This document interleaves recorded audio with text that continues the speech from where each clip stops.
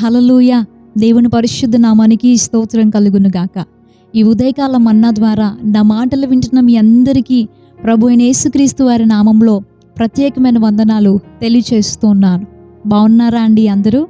దేవుని యొక్క మహాకృపను బట్టి మన జీవితంలో మరొక రోజును మనం చూడగలుగుతున్నాం. సమస్త మహిమ ఘనత ప్రభావాలు ఆయనకి మాత్రమే కలుగును గాక. హల్లెలూయా. మన ఆత్మీయ జీవితంలో చాలా అమూల్యమైనది, పరీక్షకు నిలబడేది, శోధనల ద్వారా పరీక్షించబడేది విశ్వాసం.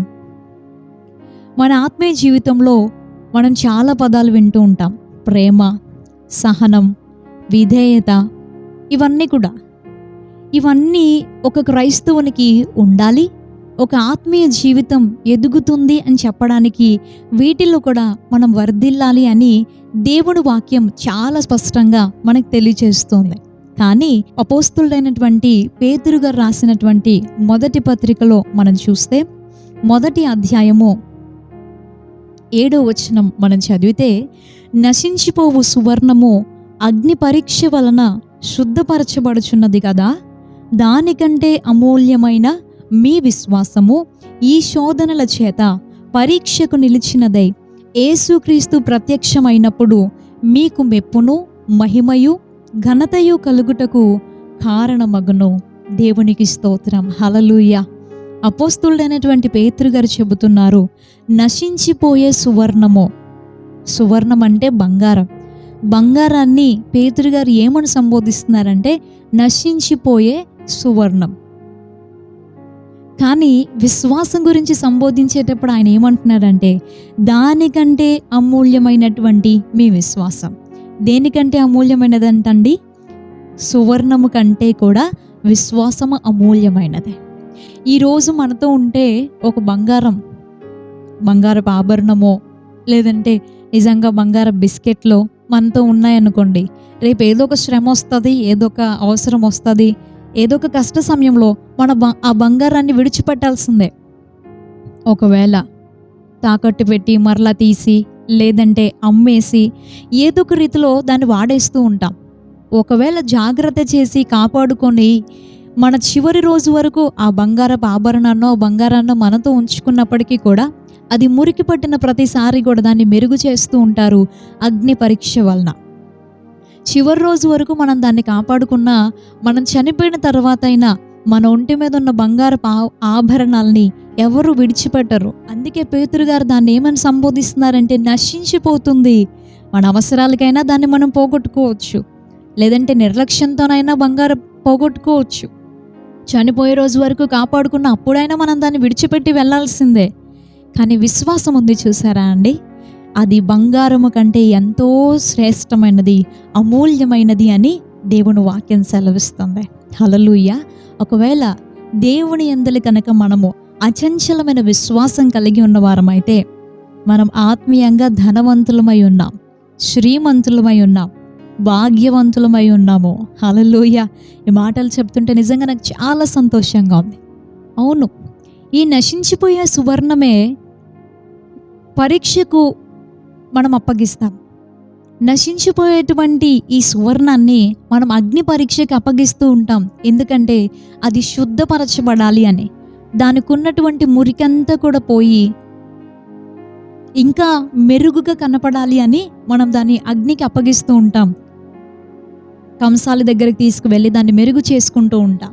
నశించిపోయేటువంటి బంగారానికే అగ్ని పరీక్షల వలన మెరుగు చేయాల్సినటువంటి అవసరత ఉంటే అంతకంటే అమూల్యమైనటువంటి విశ్వాసానికి ఇంకెంత పరీక్ష కావాలో కదా. మనం ఆత్మీయ జీవితంలో ఎదిగే కొలది మన విశ్వాసము ఎంత మెరుగు చేయబడాలో కదా. కానీ ఈ రోజుల్లో చాలామంది ఆత్మీయ జీవితాల్లో విశ్వాసము మెరుగుపరచబడడం కాదు, కానీ అంతకంతకు కూడా మురికి పట్టిపోతుంది లేదా తుప్పు పట్టిపోతుంది. అందుకే దేవుడు మనల్ని మెరుగు చేయడానికి, మన విశ్వాసాన్ని వృద్ధి చేయడానికి పరీక్షలు అనుమతిస్తూ ఉంటాడు. ఆయన శోధనలు అనుమతిస్తూ ఉంటాడు. చాలాసార్లు మనం అనుకుంటూ ఉంటాం, దేవుడు ఎందుకు నాకు ఈ శోధనలు అనుమతించాడు? మనము ఆయన మాట వినకుండా మనకు నచ్చినట్టుగా వెళ్ళిపోయి ఆయనకిచ్చిన మాటలన్నీ కూడా తప్పి మనకి మనంగా శోధనలు కొని తెచ్చుకుంటే దానికి దేవునితో సంబంధమేం లేదు. కానీ మనం వాక్యానుసారంగా బ్రతికే వ్యక్తులమైతే మన జీవితంలో కలిగే ప్రతి శోధన కూడా దేవుడు మన విశ్వాసానికి పెట్టే పరీక్ష అని మాత్రం మనం ఎప్పుడూ మర్చిపోకూడదు. ఆ సమయంలోనే మనం దేవుని యందలి మన విశ్వాసం ఏ స్థాయిలో ఉందో మనం రుజువు చేయాలి.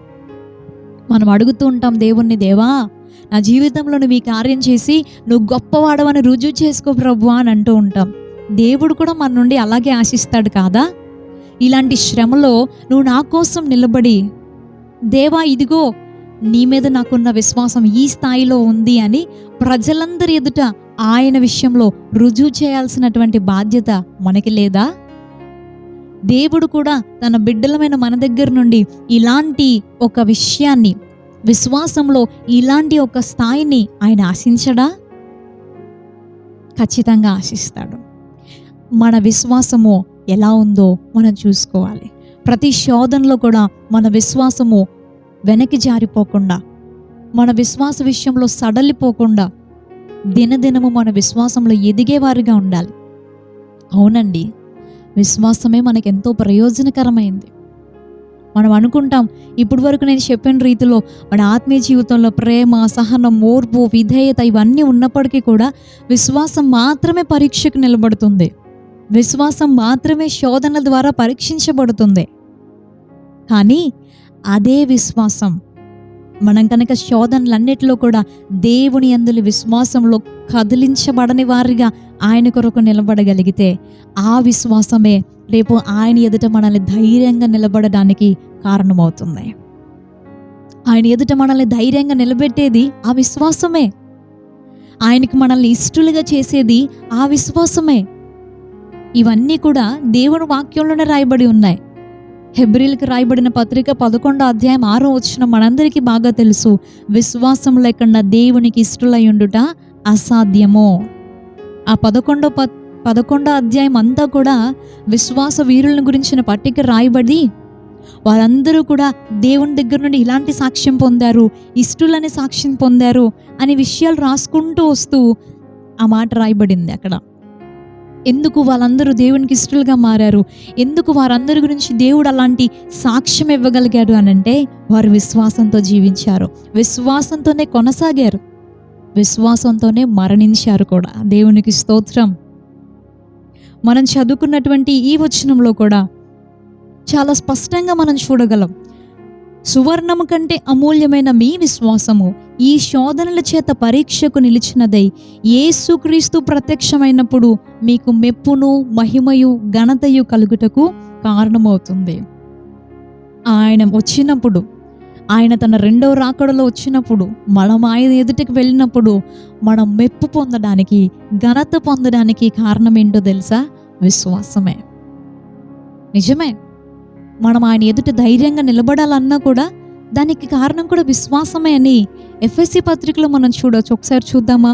ఎఫెసీలకు రాయబడిన పత్రిక 3వ అధ్యాయము 12వ వచనాన్ని ఒకసారి మనం చదివితే, ఆయన యందలి విశ్వాసము చేత ధైర్యమును, నిర్భయమైన ప్రవేశమును ఆయనను బట్టి మనకు కలిగి ఉన్నవి. హల్లెలూయా. ధైర్యము, భయము లేకుండా మనం ప్రవేశించగలిగినటువంటి అవకాశం మనకు ఎలా కలుగుతుంది? ఆయన ఎదుట నిలబడడానికి ధైర్యం మనకు ఎలా వస్తుంది? ఆయన సన్నిధిలో చేరడానికి నిర్భయమైన ప్రవేశం ఎలా వస్తుందనంటే కేవలం ఆయన యందలి విశ్వాసం ద్వారా మాత్రమే. అవును, విశ్వాసమే మనల్ని ఆయన ఎదుట నిలబెడుతుంది. విశ్వాసమే మనల్ని ఆయనకి ఇష్టలుగా చేస్తుంది. విశ్వాసమే ఆయన ఎదుట మనం మెప్పు, ఘనత పొందడానికి కారణమవుతుంది. కాకపోతే ప్రతి శోధనలో విశ్వాసం నిలబెట్టుకుంటేనే. ఈ రోజుల్లో చాలామంది అన్నిటినీ కాపాడుకోగలుగుతున్నారు కానీ విశ్వాసాన్ని మాత్రం అస్సలు పట్టించుకోవడం లేదు. ఒకసారి ఎప్పుడైనా మన గురించి మనం ఇలా ఆలోచించామా? నా విశ్వాసం దేవుని యందలి ఏ స్థితిలో ఉంది అని. ఒకప్పుడు నేను ప్రారంభ దినాల్లో దేవుని యందలి ఎలాంటి విశ్వాసం కలిగి ఉన్నాను, ఇప్పుడు అదే విశ్వాసం నాకుందా? లేదా విశ్వాసంలో వృద్ధి చెందానా? లేదా విశ్వాసంలో వెనక జారిపోయానా? దేవుడు నన్ను ఆశీర్వదించి ఇచ్చిన వాటి మీదకి నా విశ్వాసం వెళ్ళిపోయిందా? డబ్బు, వెండి బంగారాలు, మనుషులు, ప్రేమించేవారు, ఆస్తులు, అంతస్తులు, పేరు ప్రఖ్యాతలు, ఇంకేవో ఈ లోకంలో మనం పొందినవి, దేవుడిచ్చినవి, వాటి మీదకి నా విశ్వాసం మరలిపోయిందా? విశ్వాసంలో నేను సడలిపోతున్నానా? నా విశ్వాసం దేవుని మీదే ఉందా అసలు ఆలోచించేవారు ఎవరైనా ఉన్నారా?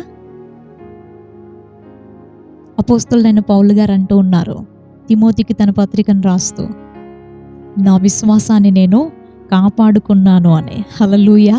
మనందరికీ తెలుసు కదండి, ఆయన తిమోతికి రాసిన 2వ పత్రిక 4వ అధ్యాయము 7వ వచనం 6వ వచనంలో అంటూ ఉన్నారు, నేనిప్పుడే పానార్పణముగా పోయబడుచున్నాను, నేను వెడలిపోవు కాలము సమీపమై ఉన్నది. అంటే నా చివరి సమయము వచ్చేసింది, నేను దేవుని దగ్గరికి వెళ్ళాల్సిన సమయం చాలా సమీపించింది. కానీ ఆయన గురించి ఆయన ఒక దృఢమైన సాక్ష్యం ఇవ్వగలుగుతున్నారు. ఏమనంటే, మంచి పోరాటం నేను పోరాడి తినే, నా పరుగు కడముట్టించాను, విశ్వాసంను కాపాడుకున్నాను. ఇక మీదట నా కొరకు నీతి కిరీటము ఉంచబడి ఉన్నది. దేవునికి స్తోత్రం. హల్లెలూయా. ఆయన ధైర్యంగా చెప్పగలుగుతున్నారు తిమోతికి తన పత్రికను రాస్తూ, నేను వెళ్ళిపోయే సమయం వచ్చింది, కానీ నేను చెప్పగలను, నేను ఒక మంచి పోరాటం పోరాడాను. చివరి క్షణంలో ఆయన రాస్తూ చివరి క్షణాల్లో అంటూ ఉన్నారు, నా విశ్వాసాన్ని నేను కాపాడుకోగలిగాను అని. ఎన్ని శ్రమలండి పౌలు గారికి. ఆయన ద్వారా ఎంతోమంది స్వస్థత పొందినప్పటికీ కూడా ఆయనకున్నటువంటి కండ్లకి ఉన్నటువంటి ఆ సమస్యను ఆయన విడుదల పొందలేకపోయాడు కదా. కొరింథీయులకు రాయబడిన 2వ పత్రిక 11వ అధ్యాయం మనం చూస్తే, ఎన్నోసార్లు చెరసాల్లో ఉన్నాను, అపరిమితంగా దెబ్బలు తిన్నాను, ఓడ పగిలి ఇబ్బంది పడ్డాను, కొరడాలతో కొట్టబడ్డాను, ఉపవాసాలతో జాగరణాలతో ఉన్నాను, ఆకలి దప్పులతో చలితో ఇబ్బంది పడ్డాను, ప్రాణాపాయ స్థితిలో ఎన్నోసార్లు పడ్డాను అని ఎన్ని శ్రమలు అక్కడ ఆయన తన జీవితంలో జరిగిన వివరిస్తూ వచ్చారో. కానీ చివరి క్షణం వరకు, చివరి కాలం వరకు తన విశ్వాసాన్ని ఆయన కాపాడుకోగలిగారు. మన విశ్వాసాన్ని మనం అలా కాపాడుకోగలమా? యేసుక్రీస్తు ప్రత్యక్షమయ్యే రోజు వరకు, లేదా ఆయన రాకడికి ముందుగానే మనం ఒకవేళ ఆయన దగ్గరికి వెళ్ళాల్సిన సమయం వస్తే ఆ సమయం వరకు మనం విశ్వాసాన్ని కాపాడుకోగలుగుతున్నామా? ఎడారిలో సెలయేరు అనేటువంటి పుస్తకం చాలా ఫేమస్, మనందరికీ తెలుసు. ఆ పుస్తకంలో ఒకరోజు అనుదిన ధ్యానాల్లో పౌలు గారి గురించి రాస్తూ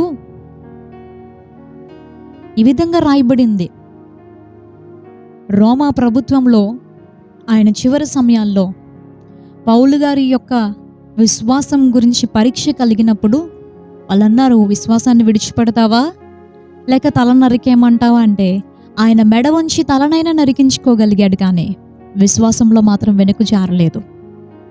అక్కడ రాస్తూ ఏ దైవజనుడు రాశాడో కానీ ఆ దైవజనుడు ఆ అనుదిన ధ్యానాన్ని రాస్తూ అక్కడ ఒక మాట అన్నాడు, అక్కడ ఉన్నటువంటి ఆ ప్రజలు ఎవరైతే పౌలు గారిని హతసాక్షిగా చంపారో వాళ్ళు ఆయన తలనైనా నరకగలిగారు, కానీ ఆయన విశ్వాసాన్ని తాకను కూడా తాకలేకపోయారు అని. దేవునికి మహిమ కలుగును గాక. ఆ మాట నిజంగా నన్ను ఎంతో తాకింది. నిజమే, వారు తలనైనా నరకగలిగారు, కానీ ఆయన విశ్వాసాన్ని టచ్ చేయలేకపోయారు. పరిశుద్ధ గ్రంథంలో మనం ఎవరిని చూసినా, ఒక అబ్రహామును చూసినా, ఒక యోసేపును చూసినా, ఒక షడ్రక్ మేషక్ అబేద్నెగోను చూసినా, దానియేలును చూసినా, వారి జీవితాల్లో జరిగిన సంఘటనలు చూసినప్పుడు ఎంతోమంది వారికి విరోధులుగా లేచారు, వాళ్ళ ప్రాణాలు తీయాలనుకున్నారు, వాళ్ళకి వ్యతిరేకంగా పోరాడారు, వారిని ఇబ్బంది పెట్టగలిగారేమో, కానీ వారి విశ్వాసాన్ని మాత్రం కదిలించలేకపోయారు. ఈరోజు ఎవ్వరు పడితే వారు మన విశ్వాసాన్ని ఊరికే కదిలించేస్తారు. ఒక మాట అంటే చాలు మన విశ్వాసం కదిలించబడిపోతుంది. ఒక చిన్న శోధన వస్తే చాలు మన విశ్వాసం కదిలించబడుతుంది. ఎవరో మనల్ని తక్కువ చేస్తే చాలు మన విశ్వాసం కదిలించబడిపోతుంది. శిష్యులు అడుగుతూ ఉన్నారు, దేవా మా విశ్వాసాన్ని వృద్ధి పొందించు అని. మనం కూడా అడుగుదాం, దేవా నా విశ్వాసాన్ని వృద్ధి పొందించు అని. మనం కూడా విశ్వాసాన్ని వృద్ధి చేసుకుందాం. ఒకవేళ సడలిపోయి ఉన్నట్లయితే మరలా సరి చేసుకుందాం. దేవుని మీద మన విశ్వాసాన్ని స్థిరపరుచుకుందాం. ఇంకా వృద్ధి చేసుకుంటూ ముందుకు కొనసాగుదాం. పౌలు గారి వలె చివరి సమయం వరకు మన విశ్వాసాన్ని కాపాడుకుందాం. విశ్వాసంతోనే జీవిద్దాం, విశ్వాసంతోనే మృతి చెందుదాం. ఆయన ప్రత్యక్షమైనప్పుడు ఆయనకి ఇష్టమైన వారిగా మారి, ఆయన ఎదుట ధైర్యంగా నిలబడి, ఆయన ఎదుట మనం మెప్పు ఘనత పొందడానికి ఈ విశ్వాసమే కారణమగునుగాక. దైవాశీర్వాదాలు మనకుండునుగాక. ప్రార్థన చేసుకుందాం. పరిశుద్ధుడా, ప్రేమగల తండ్రి, నీకు స్తోత్రమయ్యా. ఈ ఉదయకాల సమయంలో నీ లేఖనాల నుండి నువ్వు మాట్లాడిన ప్రతి మాట కొరకు నీకు స్తోత్రం. మా ఆత్మీయ జీవితంలో అన్నిటికంటే అమూల్యమైనది, శోధనల ద్వారా పరీక్షకు నిలబడేది విశ్వాసమే దేవా. మా విశ్వాసాన్ని వృద్ధి చేయండి. మేము విశ్వాసంలో దినదినము ఇంకా ఎదగడానికి, బలపరచబడ్డానికి సహాయం చేయండి. జీవితంలో ఎటువంటి శ్రమలు, నిందలు, అవమానాలు ఎదురైనా, చివరికి ప్రాణాపాయమే కలిగినటువంటి పరిస్థితులు మేము ఎదుర్కోవాల్సి వచ్చినా విశ్వాసంలో సడలిపోకుండా, విశ్వాసంలో వెనక జారకుండా మమ్మల్ని బలపరచండి దేవా.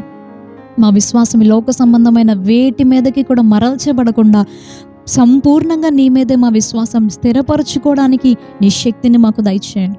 అపోస్తలుడైన పౌలు గారు మేము ధైర్యంగా చెప్పాలి, నా విశ్వాసాన్ని కాపాడుకున్నాను, ఇక మీదట నా కొరకు నీతి కిరీటం ఉంచబడి ఉంది అని చెప్పగలిగినటువంటి ధైర్యాన్ని మాకు ఇమ్మని వేడుకుంటున్నాం తండ్రి. ఈ ప్రార్థనలో నాతో పాటు ఎంతమంది బిడ్డలు ఏకీభవిస్తున్నారో వారి జీవితంలో ఎదురయ్యే ప్రతి శోధనలో నీ కోసం విశ్వాసంలో స్థిరంగా నిలబడగలిగినటువంటి శక్తిని దయచేయమని అడుగుతున్నానయ్యా.